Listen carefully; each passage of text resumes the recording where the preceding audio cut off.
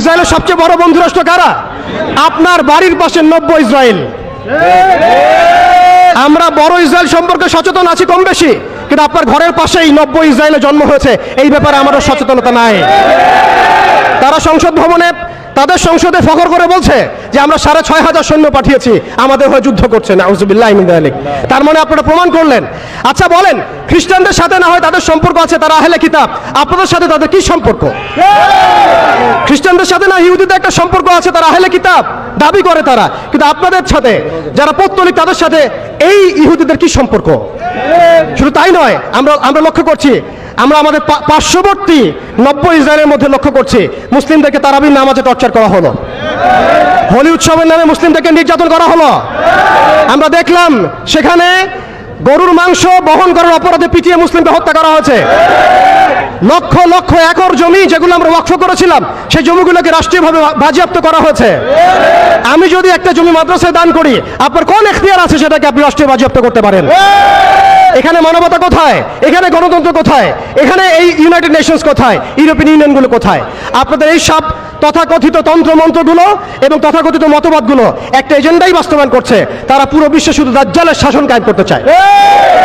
এখন মুসলিম ভাইরা, সর্বশেষ কথা হচ্ছে, আমরা উদাত্তভাবে আহ্বান জানাবো, আপনি যে কোনো ধর্মের হন, যে কোনো বর্ণের হন, আপনি যে কোনো ভাষার হন, যে কোনো জাতির হন, আপনি জালেমের পক্ষ নিয়েন না, মাজলুমের পক্ষ নেন।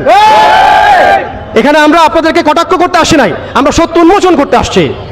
আপনি জালেমের পক্ষ নিয়েন না, মাজলুমের পক্ষ নেন। আল্লাহ চান তো কোনো না কোনো দিন আল্লাহ আপনাকে হেদায়েত দিবেন ইনশাআল্লাহ। আপনি মানবতার দাবি থেকে এই জায়গায় দাঁড়ান। এই অবস্থা যখন চলছিল তখন কি আমরা ঘুমিয়েছিলাম? উত্তর না।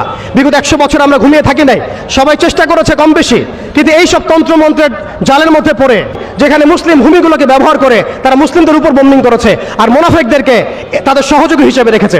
অতএব তাদের অপশন হচ্ছে, হয় আপনি তাদের দাসত্ব করবেন, না হলে মরবেন। যারা দাসত্ব করেছে তারা সুখে আছে, তাদের কোনো সমস্যা নাই।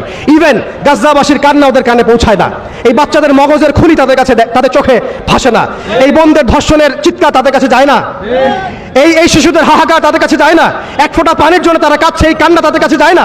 তাদের এই হৃদয় নেফাক দিয়ে এমনভাবে পরিপূর্ণ হয়ে গেছে, তাদের কাছে এই মানবতাহীনতার এই কাজগুলো, দৃষ্টান্তগুলো ওদের কলবের মধ্যে কোনোই দাগ কাটছে না। প্রিয় ভাইরা, এটা কেন হয়েছে? তাদের নেফাকির কারণে। অতএব আপনি যদি দাসত্ব করেন, নেফাকিতে চলে যান, আপনারও কোনো সমস্যা হবে না। কিন্তু আমি অনেস্টলি প্রশ্ন করতে চাই, আপনার মধ্যে কি আল্লাহর ভয় নাই? আপনার আমার মধ্যে কি কাল কিয়ামতের মাঠে জবাবদিহিতার ভয় নাই? আপনি আমি কি লা ইলাহা ইল্লাল্লাহ বিশ্বাস করি না? আপনি আমি কি মুহাম্মাদুর রাসূলুল্লাহ বিশ্বাস করি না? আপনি আমি কি মুহাম্মদ রাসূলুল্লাহর উম্মত নই? অতএব আমরাও কখনোই কারো দাসত্বের দিকে যাবো না ইনশাআল্লাহ।